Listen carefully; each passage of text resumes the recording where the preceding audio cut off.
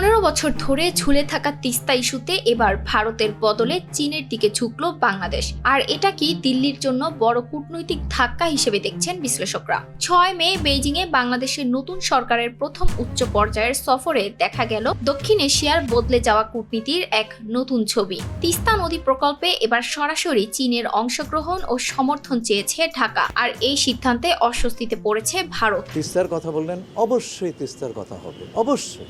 বাংলাদেশের পররাষ্ট্র উপদেষ্টা খলিলুর রহমান চীনের পররাষ্ট্রমন্ত্রী ওয়াং ইর সঙ্গে বৈঠকে তিস্তা নদীর সমন্বিত ব্যবস্থাপনা ও পুনরুদ্ধার প্রকল্পে বেইজিং এর সহযোগিতা আনুষ্ঠানিকভাবে চান। বিশ্লেষকদের মতে এটি শুধু একটি উন্নয়ন প্রকল্প নয়, বরং ভারতের দীর্ঘদিনের কালক্ষেপণের বিরুদ্ধে বাংলাদেশের কৌশলগত পাল্টা জবাব। 2011 সাল থেকে তিস্তার পানি বন্টন চুক্তি ঝুলে আছে। পশ্চিমবঙ্গের আপত্তির কথা বলে বছরের পর বছর বিষয়টি আটকে রেখেছে দিল্লি।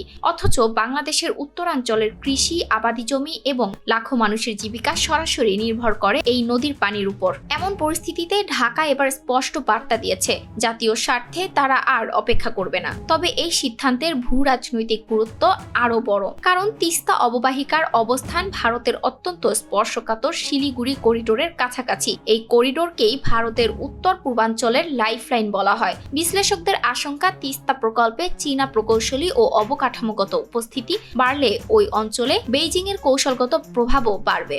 ভারত বহুদিন ধরেই অভিযোগ করে আসছে চীন মিয়ানমার, পাকিস্তান ও বাংলাদেশকে ঘিরে স্ট্রিং অফ পার্লস কৌশল বাস্তবায়ন করছে, আর এবার তিস্তা প্রকল্প সেই উদ্বেগ আরো বাড়িয়ে দিল। রাজনৈতিক পর্যবেক্ষকরা বলছেন, বাংলাদেশ আসলে বুঝিয়ে দিয়েছে শুধু আশ্বাস নয়, বাস্তব সহযোগিতাই এখন গুরুত্বপূর্ণ।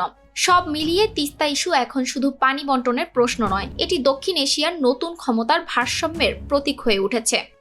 এখন দেখার বিষয় এই কৌশলগত ধাক্কার জবাবে ভারত কি পদক্ষেপ নেয়।